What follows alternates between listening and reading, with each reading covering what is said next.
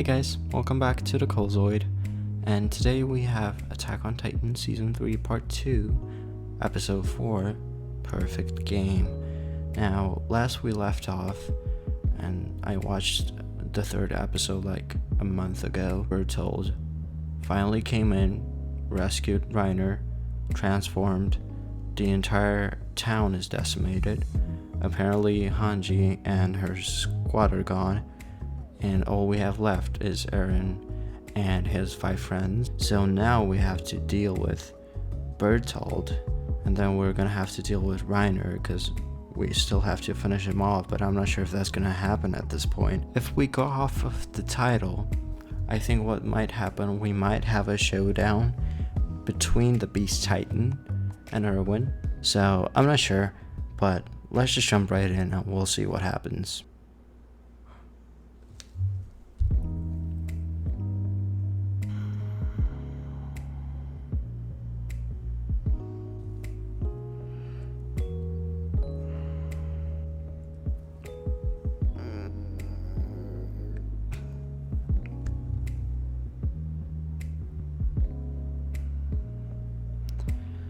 That was an episode. Okay, Jesus, what was there to discuss? I mean, my God, that was an episode. That might have been my favorite episode of the season, even though not much happened. Not much happened, but a lot happened at the same time.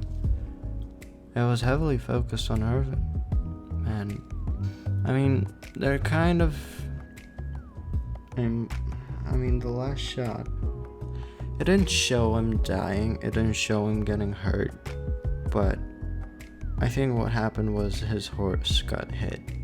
I don't think a boulder actually hit him, and that's so crazy.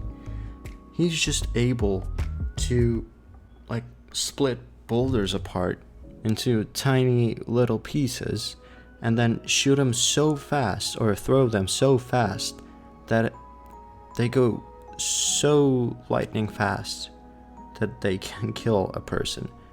Just like a Gatling. His hands are essentially Gatling guns, and the rocks are just ammunition. And they got caught off guard, obviously, because of the small Titans that charged. Oh god, my voice is cracking. Levi is going for the kill. Eren is knocked out cold. Our 5 squad mates are in big danger because Reiner just woke up, so they're in a lot of trouble. And Levi is putting himself in a lot of danger. Everyone is dead aside from the rookies, who are also in a very dangerous situation. And then we have Erwin, who's also in a very dangerous situation, and the Hanji squad is presumed to be dead. So everyone is essentially in very, very high risk of death. And I don't know how they're gonna make it out of this, because I don't think Levi is gonna succeed in killing off the Beast Titan. I just find it unlikely. I don't think he's gonna go down without a fight, that's for sure. I think he's gonna notice Levi with all the Titans just toppling over one by one like dominoes. But maybe, the Irvin squad and, the rookies are gonna manage to keep him distracted. And, the red hair guy, we have seen him last season, or during the first part of season 3. I think he got into a fight with Eren over something when they were eating, I think. So he's still here. He got quite the character development. I think he might actually survive, but I don't see Irvin surviving this. I think Bowl Cut guy is gonna survive this. Other than those two, the Bowl Cut guy and the red hair guy, I think everyone else is expendable. They're all, disposable, dispensable characters. They just... Erwin is brutally honest. He knows what he has done. He knows how much pain and suffering and death he has caused through his actions, due to trying to achieve his dream and trying to actually see the fruits of his work. He wants to know the truth, just like everyone else. He wants to know and see it firsthand, see what's in the basement, assuming that is the truth. I mean, that's the truth he's striving for, but it was just so heartbreaking and so difficult for me to watch the scene where he acknowledges all that, and then his speech near the end, right before he charged everyone into their deaths once again. That was quite something too. I don't know, I'm just really exhausted after that episode. It was just really emotionally straining, and it ended on such a cliffhanger, and we've never seen Erwin in such a desperate state.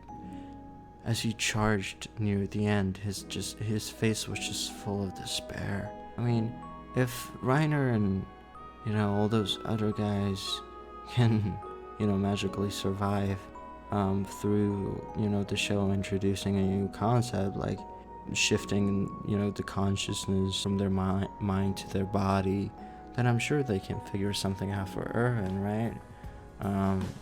If his horse survives and he dies, he's gonna survive or something like that. Like they're connected. He's connected to his horse. So if something happens to one but not the other, the other one can be resurrected or something, right? I think that's plausible, right? Yeah. I was crying a bit near the end when he gave his speech about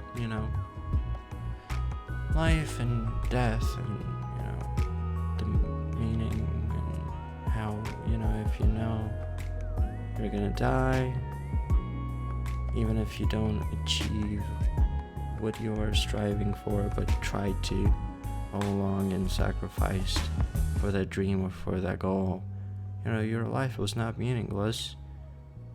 His comrades' lives were not meaningless. All those people's lives who sacrificed themselves in trying to achieve this truth, those were not meaningless lives.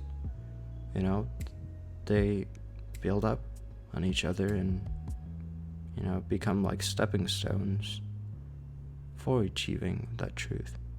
And it's sometimes necessary and unavoidable, and that's the unfortunate truth. I think that's it for me for now. That was very difficult to watch. I could not really say anything throughout most of it. Thank you guys so much for watching, and I'll see you guys in the next one. Bye bye.